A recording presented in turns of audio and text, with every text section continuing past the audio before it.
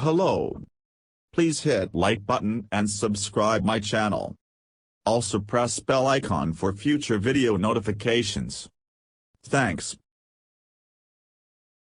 Scientists have demonstrated that modifying the topmost layer of atoms on the surface of electrodes can have a remarkable impact on the activity of solar water splitting.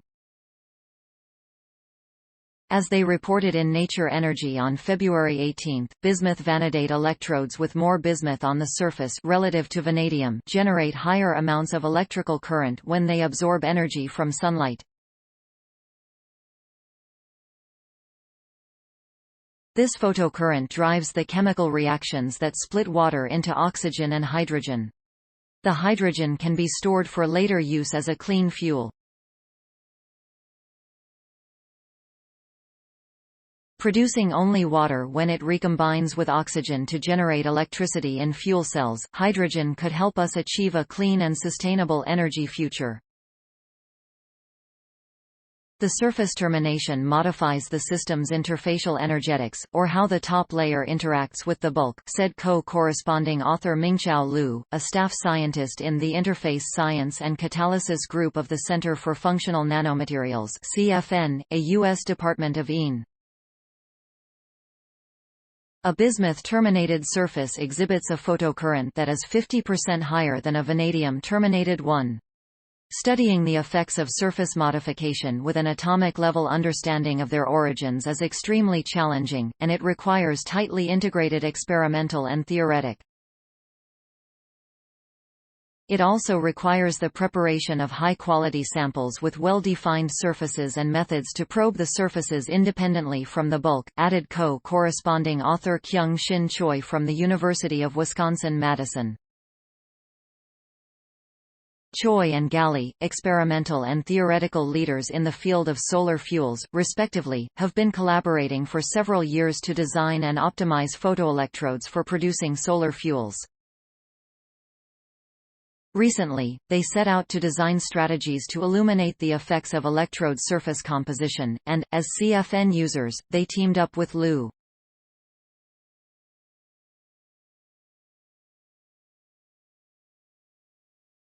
The combination of expertise from the Choi group in photoelectrochemistry, the Galli group in theory and computation, and the CFN in material synthesis and characterization was vital to the study's success, commented Liu. Bismuth vanadate is a promising electrode material for solar water splitting because it strongly absorbs sunlight across a range of wavelengths and remains relatively stable in water.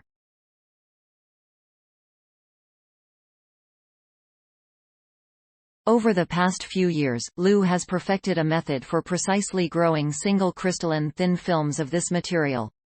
High-energy laser pulses strike the surface of polycrystalline bismuth vanadate inside a vacuum chamber. The heat from the laser causes the atoms to evaporate and land on the surface of a base material substrate to form a thin film.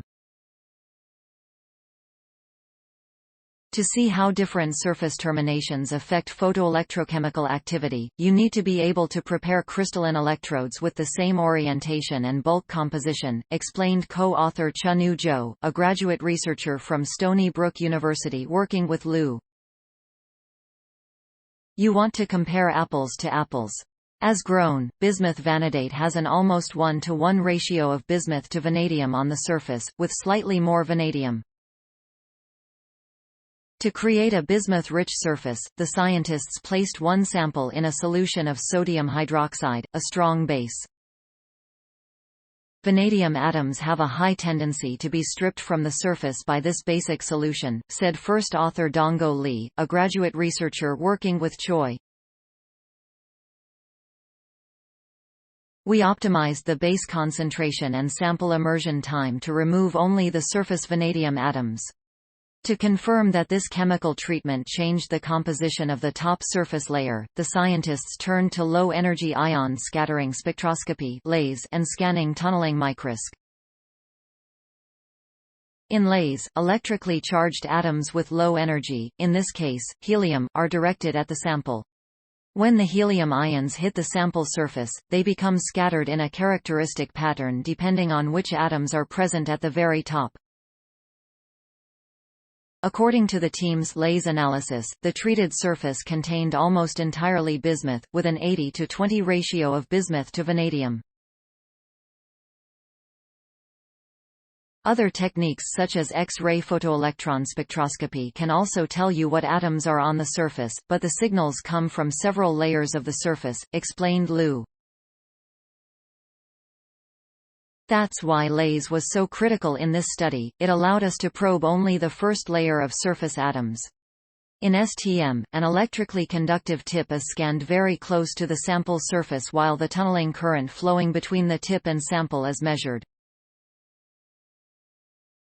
By combining these measurements, scientists can map the electron density, how electrons are arranged in space, of surface atoms.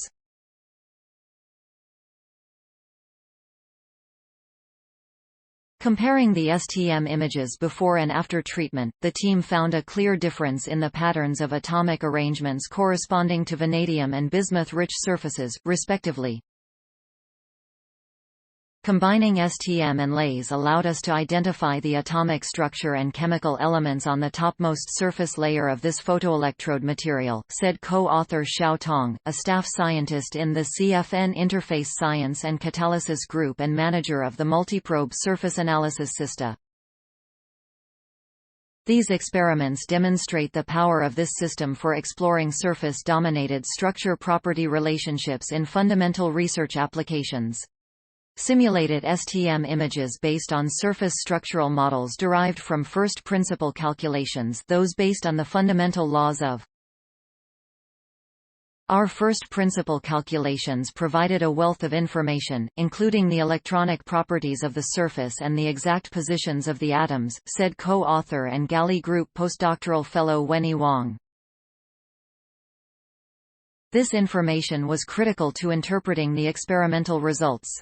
After proving that the chemical treatment successfully altered the first layer of atoms, the team compared the light-induced electrochemical behavior of the treated and non-treated samples. Our experimental and computational results both indicated that the bismuth-rich surfaces lead to more favorable surface energetics and improved photoelectrochemical properties for water splitting, said Choi. Moreover, these surfaces pushed the photovoltage to a higher value. Many times, particles of light photons do not provide enough energy for water splitting, so an external voltage is needed to help perform the chemistry. From an energy efficiency perspective, you want to apply as little additional electricity as possible.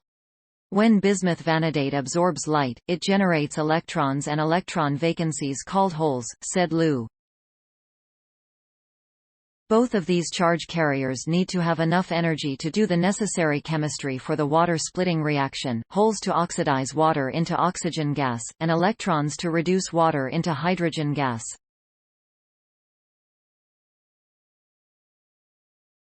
While the holes have more than enough energy, the electrons don't.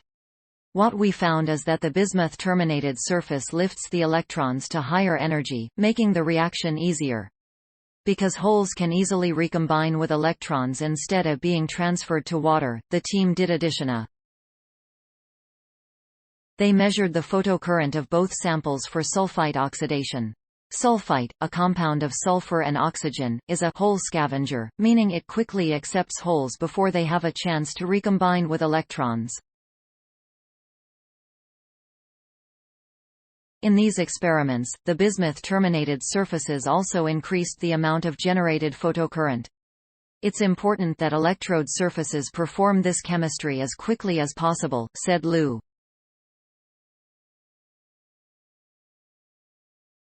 Next, we'll be exploring how co-catalysts applied on top of the bismuth-rich surfaces can help expedite the delivery of holes to water. Please support my channel to grow by pressing subscribe button and the bell icon. We will notify you technological news. Thank you.